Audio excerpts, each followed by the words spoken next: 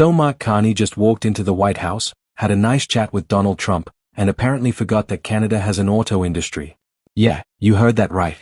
While our brand new Prime Minister was busy talking pipelines and minerals, the folks who build cars in Ontario, Quebec, and beyond are sitting there going, hello, remember us. Welcome back to Canadian Insights, where we dissect the political moves that make you wonder if anyone's actually paying attention, and today we're diving into what might be the most expensive oversight in Canadian trade history. Because nothing says I've got this under control, like potentially surrendering an entire industry while negotiating trade deals.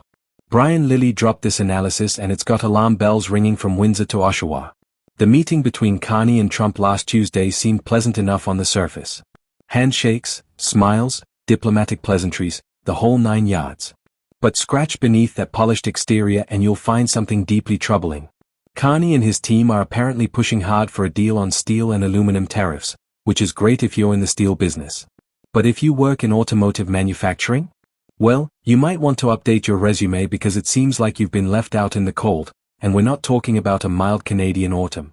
We're talking full-on January in Winnipeg cold.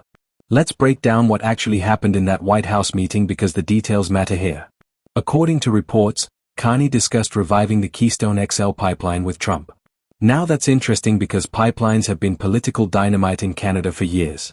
The fact that Carney brought this up shows he's willing to put controversial energy projects back on the table. He also raised the issue of critical minerals, which makes sense given that both countries are trying to reduce dependence on China for materials needed in everything from batteries to electronics. These are legitimate topics. These are important discussions. But here's the million-dollar question, or should I say the multi-billion-dollar question. Where was the auto industry in all of this? Canada's automotive sector isn't some minor player in our economy. We're talking about an industry that employs hundreds of thousands of people directly and indirectly. We're talking about manufacturing plants that have been the backbone of Ontario's economy for generations. We're talking about supply chains that stretch across North America and pump billions into our GDP. And yet, when Carney sat down with Trump to hash out trade priorities, the auto sector apparently didn't make the highlight reel. That's not just an oversight. That's a potential catastrophe wrapped in diplomatic niceties. Now here's where this gets really interesting. The push for a steel and aluminum deal isn't happening in a vacuum. Trump has been threatening tariffs on Canadian goods, and steel and aluminum have been major sticking points. Getting a deal on those materials would be a win for Carney. It would show he can negotiate with Trump. It would protect important industries. But here's the catch. If you focus all your energy on steel and aluminum while ignoring autos, you're essentially playing checkers while Trump plays chess. And trust me, Trump knows how to leverage these situations. Think about it this way. The auto industry uses steel and aluminum. They're interconnected. But if Carney cuts a deal that protects raw materials while leaving automotive manufacturing exposed to tariffs or unfavorable terms, what have we actually accomplished? We'd be protecting the ingredients while letting someone else bake the cake and reap the profits. It's like going to a restaurant, ordering all the finest ingredients, and then letting the table next to you eat the meal while you pay the bill. That's not strategy. That's giving away the farm while thinking you've saved the barn. And let's talk about what this means in practical terms for regular Canadians. The auto industry isn't some abstract concept. It's real jobs in real communities. It's the plant worker in Windsor who's been building vehicles for 20 years. It's the supplier in Mississauga who makes parts for 3 different manufacturers. It's the dealer network across the country. This is a moment of enormous change and enormous opportunity. If Canada doesn't have a clear, strong strategy for how we fit into this new automotive landscape, we risk being left behind not just in traditional manufacturing but in the future of the industry as well. That's not just an economic misstep. That's a generational mistake. And here's the kicker. While Carney was apparently focused on pipelines and minerals, other countries are aggressively courting automotive investment. Mexico has been landing major manufacturing deals. The United States is offering massive subsidies for EV production. Even parts of Europe are fighting to maintain their automotive base. If Canada shows up to this global competition without a coherent strategy and with an industry that feels ignored by its own government, we're going to lose. It's that simple. So what could this meeting mean for the Canadian economy going forward?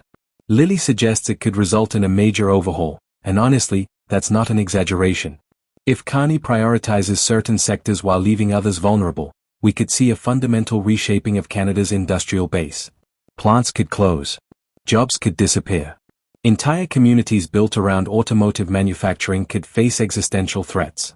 And once that manufacturing capacity is gone, it's incredibly difficult and expensive to get it back. This isn't a reversible decision.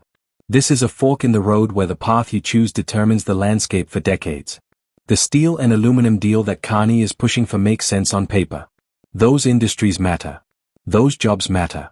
But you can't sacrifice one major sector to save others and call it a victory.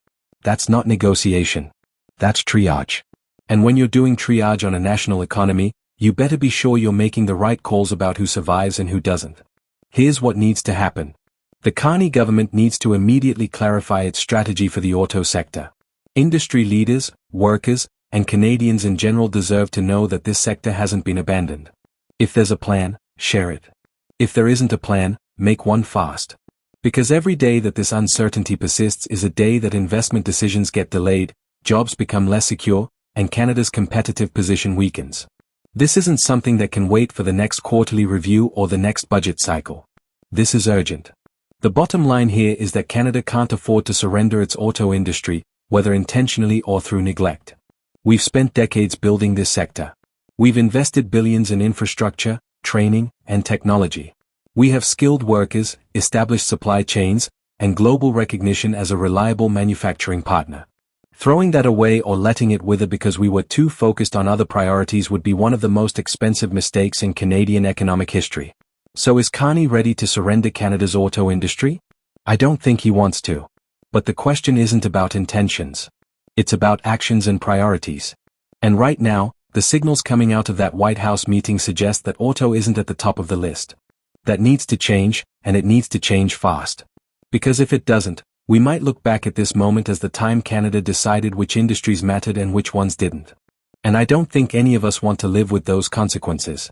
If you want to stay on top of every development in Canadian politics and trade policy as this situation unfolds, smash that subscribe button because we're covering this story and every other major political move happening in Ottawa multiple times every day.